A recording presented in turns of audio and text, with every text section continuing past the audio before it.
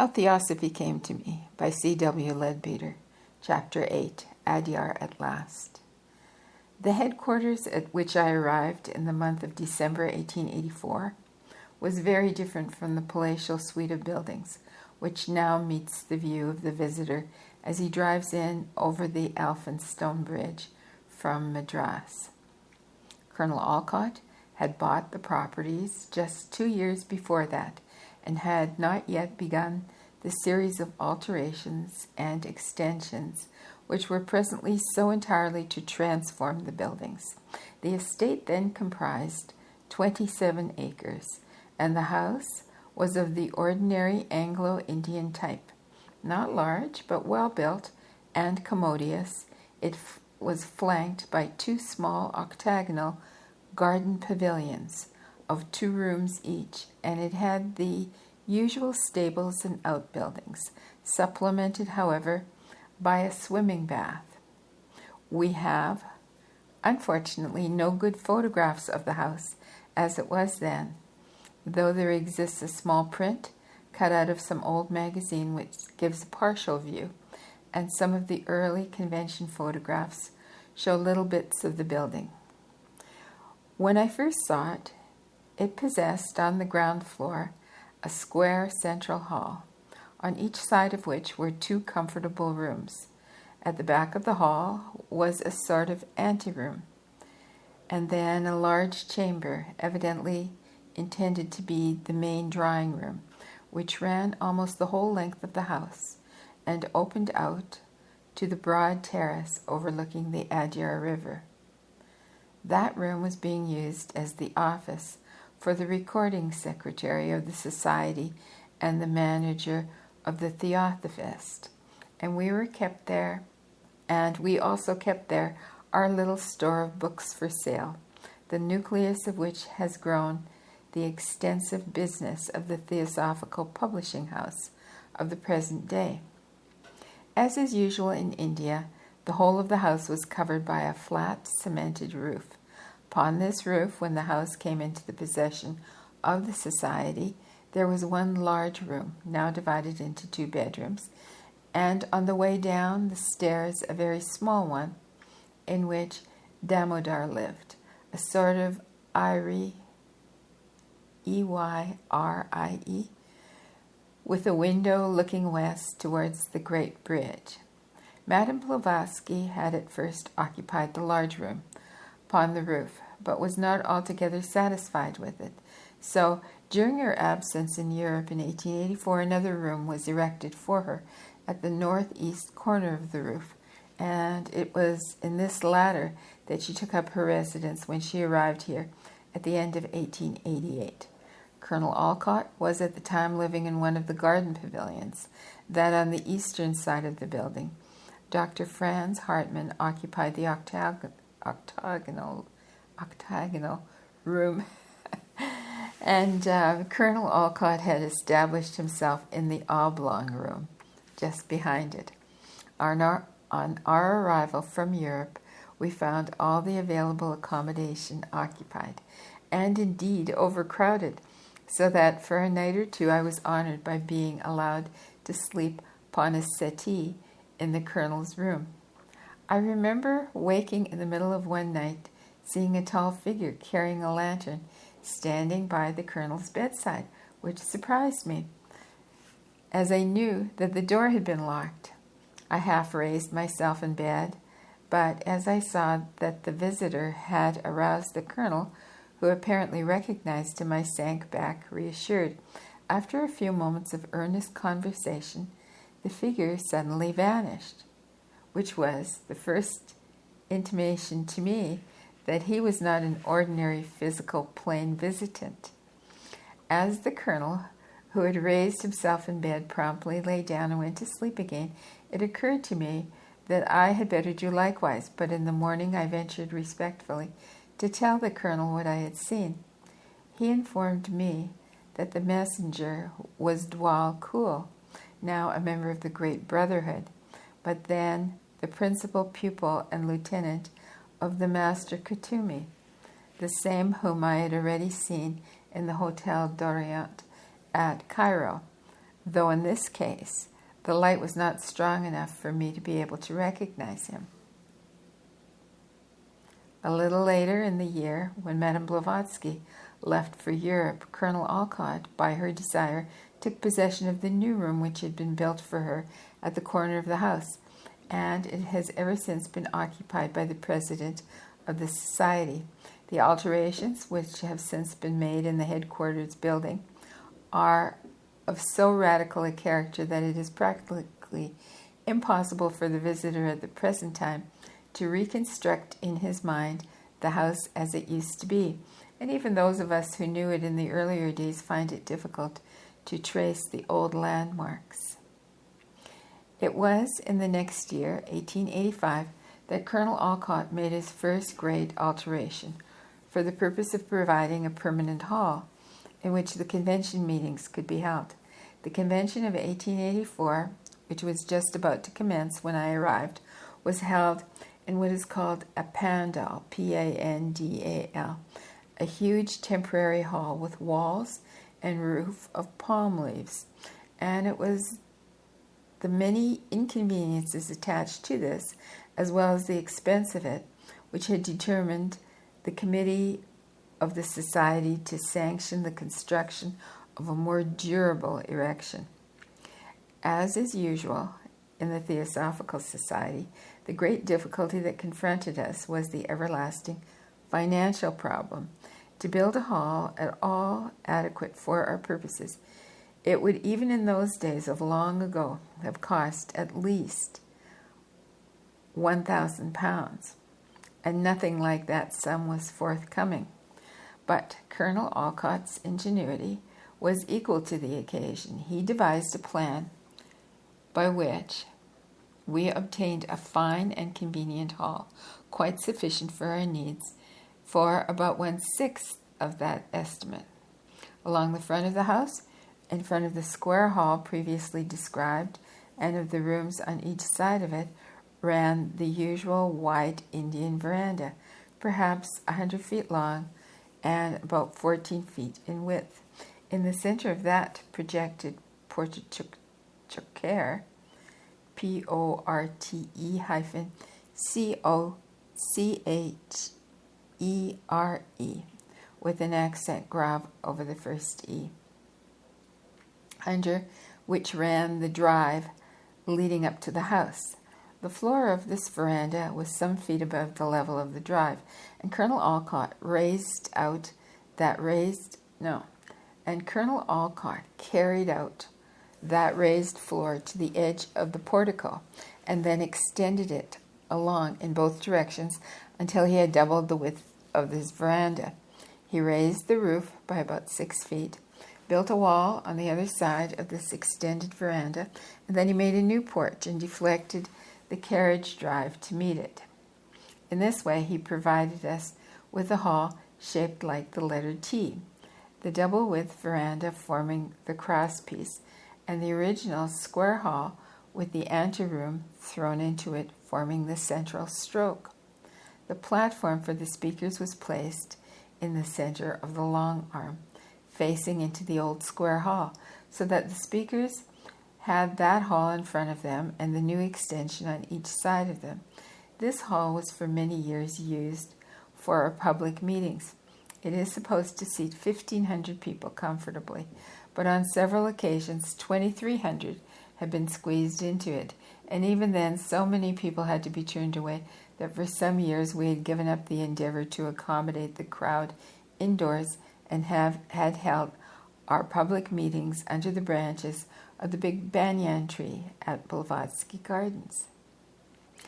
It may be imagined with what enormous enthusiasm I entered upon my first Theosophical convention.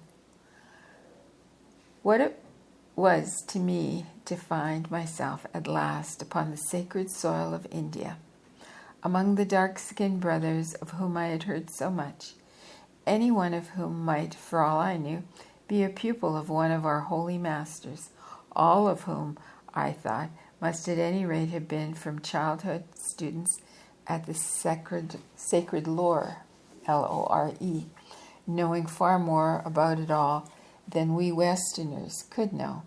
I was fully prepared to see the best in everybody and to make the best of everything. I met with the most kindly welcome from everyone with whom I came in contact, and consequently, enjoyed myself immensely. The number and the variety of the new impressions which I received were so great as to be somewhat overwhelming. Indeed, I recollect but vaguely the lectures which were delivered, and the then unknown brethren who delivered them. The principal subject of discussion was the unspeakably shameful attack upon Madame Blavatsky, which had been made by some people calling themselves Christian missionaries, though nothing could possibly have been more utterly unchristian than the campaign of falsehood and slander upon which they so eagerly and maliciously entered.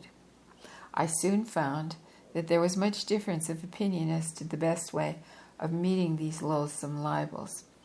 Madame Blavatsky herself was full of vivid indignation, and was most anxious to persecute her slanderers for libel.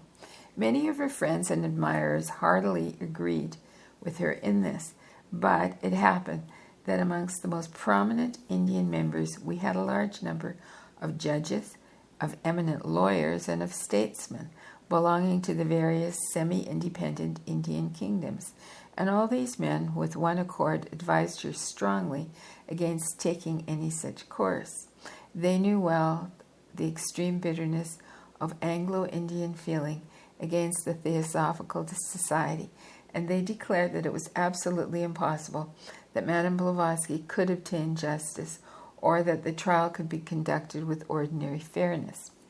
I was myself in no position to offer an opinion in this matter, so I need say nothing further about it here, but I should like to refer my readers to the 3rd volume of Colonel Olcott's Old Diary Leaves, pages 190 through 195, where they will find full reasons given for the conclusions at which the committee of counselors arrived. Another consideration which I think weighed very heavily in this decision was that it should be quite impossible to prevent the enemy from bringing up in court the whole question and existence of our holy masters, so that their names would be exposed to the coarse ribaldry of utterly unscrupulous slanderers, whose only object would be to cause as much pain as possible to those who loved and followed them. It was felt that such sacrilegious comment would arouse such widespread horror and indignation among all decent Hindus that it would be better to endure any amount of vilification than set in motion so terrible a stream of filth. Colonel Olcott, having himself been a lawyer, threw the weight of his influence strongly on the side of this more sagacious party, and finally Madame Blavatsky very reluctantly consented to abide by their decision. Many of those whose names stand forth most prominently in my memory of that 1884 convention have now passed away from us, and to mention them here would be merely to compile a list of names, most of them little known to the present generation of Theosophists. They appear in our present founder's old diary leaves, and photographs of many of them are to be seen in the series of memoirs of Theosophical Worthies, in quotes, Theosophical Worthies, which appeared some years ago in the Theosophist and also in Mr. C. Janarajadasa's monumental work, The Golden Book of the Theosophical Society. Many of them were men of high station and noble reputation, and I esteem it an honor to have known them even slightly. The record secretary at that time was a young Bharata Brahmin, Damodar Keshab.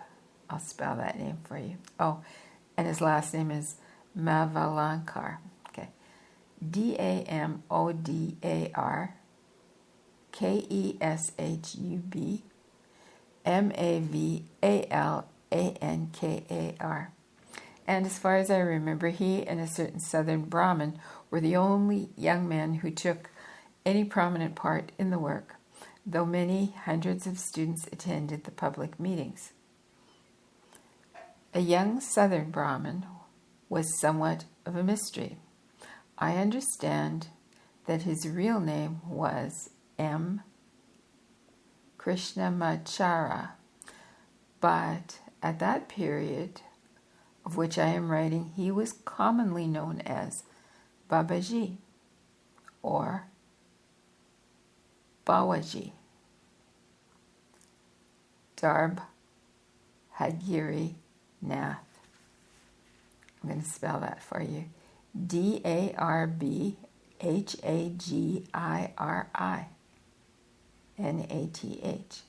Nath. Now, that is the northern name and not the southern. And it would seem from a reference in one of Mr. Sinnett's books that there really was a Babaji Darbhagiri Nath in the north of India, who had some part in the earlier history of the society, but he was certainly not the same person whom I saw at Adyar, for he is described as a large and portly person, whereas this young man was almost a dwarf. He seemed then deeply devoted to Madame Blavatsky, and when she went to Europe a little later, he was one of those who accompanied her. But afterwards he turned against her for some unknown reason and attacked her in the grossest manner. I remember that Madame Blavatsky wrote a letter to me in which she complained bitterly of the wickedness and malignity of his action. And the master could to me and noted that letter in the course of his transmission through the post, as they often used to do in those days, and spoke of the little man as having failed. For some reason or other, both this young man and Damodar wore, during that 1984 convention, a very curious costume consisting chiefly of a sort of long coat of silk slashed in alternate gores of blue and white. Naturally, the rumor went around that this was some kind of uniform prescribed by the cellas of the masters, but I've never seen anybody wearing it since. Soon after the convention was over, Colonel Olcott asked me to accompany him on an expedition to introduce Theosophy to Burma. I believe that he'd received a message of invitation from King Thebaw, Theebaw, or at any rate an intimation that the king was curious to see a white man who had become a Buddhist, and that a visit from him would be welcome. We therefore engaged a passage on the British India steamer Asia to Rangoon. The British India steamers of that period were not what they are today, and the Asia was a boat of some 1,200 or 1,300 tons only. In those days, they did not run directly to Rangoon, but called on the way at Masulipatam, Kokananda, Vizagapatam, and Bimlipatam, turning only at this last place to run straight across the bay. Okay, I must pause here and just apologize for my pronunciation of these names. The captain of the Asia at that time was an old schoolfellow of mine, the same from whom I had first heard of Madame Blavatsky, and I was glad to have the opportunity of sailing with him. I remember that he told us that the best cabin on the ship was number 11, and he advised us to book that for ourselves, which we did. But here came, in an instant, of a trifling but curious little phenomenon which seemed to haunt the colonel. His discussions with Indian pandits had immensely impressed him with the importance of the sacred number 7, And the result was that he was always watching for the occurrence of this number in all sorts of small matters of daily life. One might have smiled at it as a harmless little superstition, excuse me, but for the fact that the number in question really did haunt him in the most extraordinary way. The Theosophist for March 1892 writes about Madame Blavatsky as follows. I notice in Mr. Sinnett's book the coincidence that she arrived at New York on the 7th of July, 1873. That is to say, on the 7th day of the 7th month of her 42nd year, 6 times 7, and that our meeting was postponed until I had attained my 42nd year. And it must also be remarked that she died in the 7th month of the 17th year of our theosophical relationship. Add to this the further fact that Mrs. Anniebesant came to HPB as an applicant for membership in the 7th month of the 17th year after her final withdrawal from Christian communion, and when Mrs. Besant herself was 42, and we have here a pretty set of coincidence to bear in mind. My own death, when it comes, will no doubt occur on a date that will accentuate the fatefulness of the number 7 in the history of our society, of its two founders. His prophecy was accurately fulfilled. Oh, that's the end of that quote, and then it goes on to say, his prophecy was accurately fulfilled, for he died at 17 minutes past 7 on the morning of February 17th, 1907. But, as I have already said, the number absolutely haunted him in ordinary life in quite an amusing way. I have traveled with him frequently, and it's an actual fact that he could hardly ever take a railway ticket or even a tramway ticket which did not contain the number 7. And if by some strange chance the number itself did not appear, then the digits of the numbers would add up to 7 or to a multiple of 7. In the case to which I have just referred, we applied for cabin number 11, and it was duly entered on our tickets, but when it came down to the ship on the day of sailing, my friend the captain met us with profound apologies that by some mistake cabin 11 had been booked twice over, and that consequently we had been transferred to number 7. Again, I remember that on that same expedition, we lost our way one day when we were walking in the suburbs of Rangoon, and presently coming in sight of a policeman standing at a junction where two roads crossed. The colonel remarked that we would ask for direction from him. But as we came up to the man, the colonel whispered aside to me, "Regardez le numéro," which means look at the number. I looked at the number on the man's cap and laughed to see that it was 77. I do not in the least know what this curious little phenomenon meant or how it was arranged, but I can certainly testify that it was a fact, and the colonel, though he laughed at it, yet half believed it as an indication of good fortune. For when we jumped into a tram car bearing this mystic number, or some repetition of it, he would say, "Ha, now I know we are going to have a good meeting." The charm operated in the case of our voyage to Burma, for it was very pleasant, and our stay in the country was very interesting and successful. Rangoon was a very different city from what it is today. Practically the entire town consisted of wooden buildings. We stayed, I remember, with a certain Mung Tung Ung, MoughtonOung,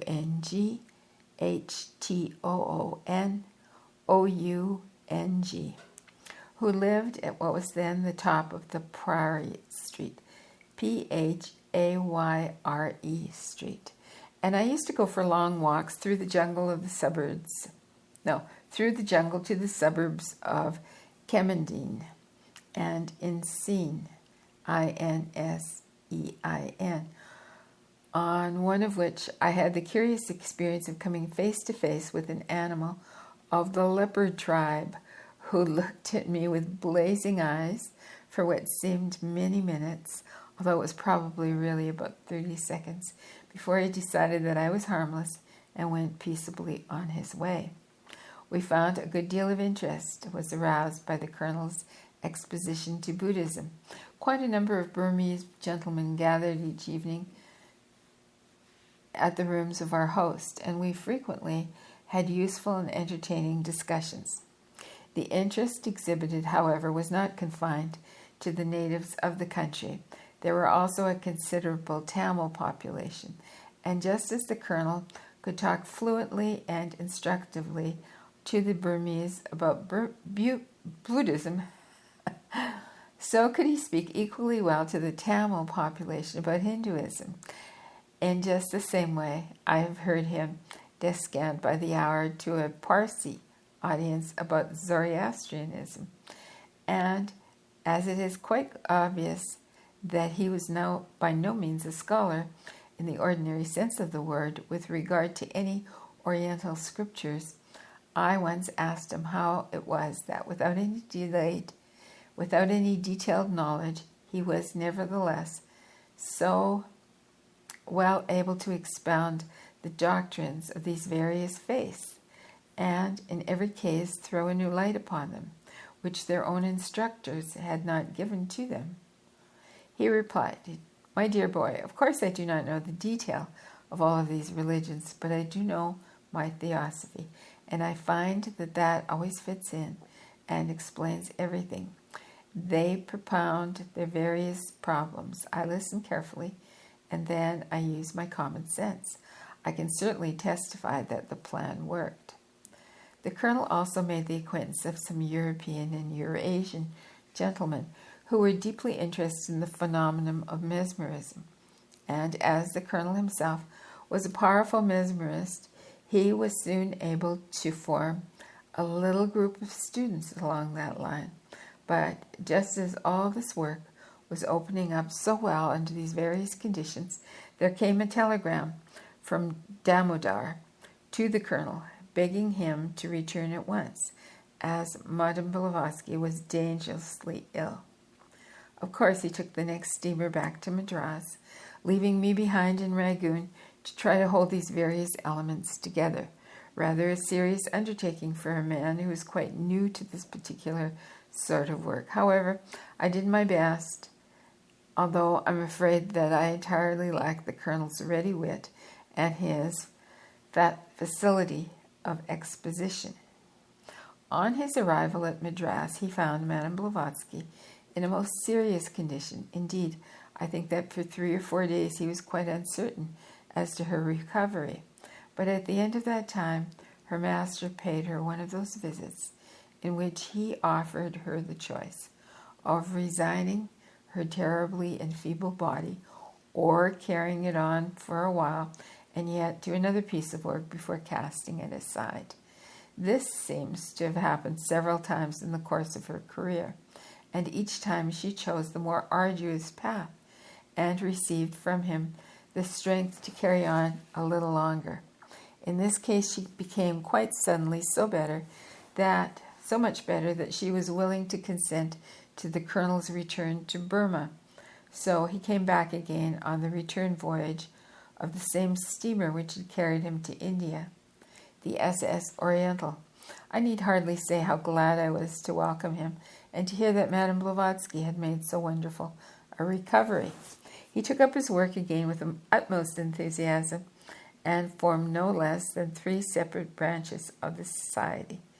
The Shui Dagon branch for the Burmese for the study of Buddhism, the Rangoon Theosophical Society for the Tamil members, and the Irrawaddy Theosophical Society for the European and Eurasian students of mesmerism. The Shui Dragon is the magnificent golden pagoda which stands on a spur of the hills just outside the town and is said to contain relics not only from the Lord Gautama Buddha, but also of the 3 Buddhas who preceded him in this world. A wonderful bell-shaped dome rising 370 feet above its platform, which is itself 166 feet above the surrounding country. The whole of that great dome is covered with gold leaf, which is constantly being renewed. So it may well be imagined that the effect is splendid and that the Dagoba is a landmark visible for many miles around. The platform measures 900 feet by 700 feet and contains numerous little temples and shrines and rest houses in which there are hundreds of images of the Lord Buddha presented by countless devotees since the year 588 BC, when the erection of this Dagoba, Dagoba, was begun. Although it is stated that the spot had been sacred for centuries before, I remember the wonderfully artistic effect produced when, immediately after sunrise one morning, Colonel Olcott delivered a lecture on that platform, he himself standing at the top of the small flight of steps and his audience seated in their peculiar way upon the vast stone platform. The festive dress of the Burmese is more brightly colored than any other in the world, and sitting at the feet of the colonel and looking out over the audience, I can compare it only to a visit to a vast field from the most brilliantly colored flowers, something like those that one sees from the railway train in Holland at the season when the narcissi and the daffodils or the tulips are in flower. Years later, I have myself spoken on the same platforms and have even given the pencil to a huge crowd there, and always one finds the same wonderful effect. In the course of many lengthy conversations with our host and other Burmese friends, all of them elders and men of importance in the Buddhist community of Rangoon, the colonel had come to doubt very seriously the wisdom and the utility of the proposed visit to King Thibaw at his capital, Mandalay, in Upper Burma. Colonel Olcott tells us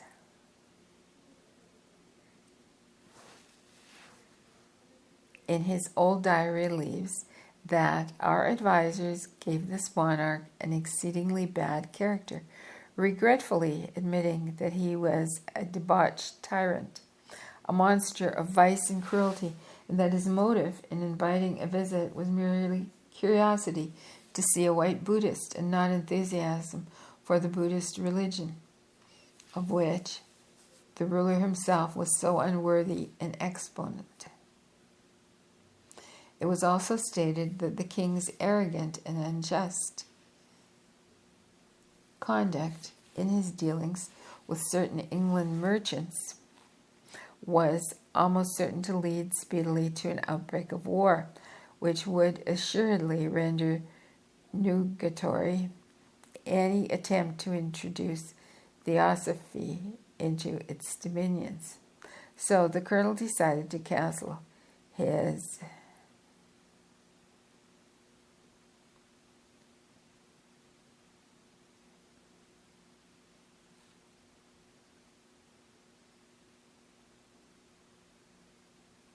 Let me start that sentence over again. It was also stated that the king's arrogant and unjust conduct in his dealings with certain English merchants was almost certain to lead speedily to an outbreak of war, which would assuredly render nugatory any attempt to introduce Theosophy into his dominions. So the colonel decided to cancel our proposed northern journey and substitute for it a tour through Lower Burma, Assam, Assam, and Bengal. Even this plan, however, was not destined to be realized at that period, for we were hurriedly recalled by the news that Madame Blavatsky had had an alarming relapse. Before I refer to our return voyage, I must not forget to chronicle two very interesting interviews. The first was with Thathanabing, or Chief Abbot of Mandalay, a sort of Burmese Archbishop of Canterbury, who visited Rangoon during our stay and was good enough to give us an audience.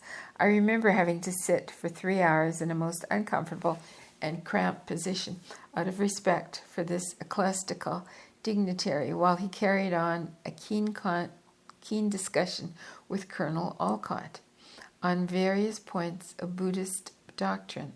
Of course, he spoke no English, so every sentence had to be interpreted, and it was often quite difficult to arrive at a mutual understanding. I think, however, that the exceedingly able and somewhat skeptical old gentleman was eventually fully satisfied that we were genuine Buddhists. The other interview was also with an ecclesiastical,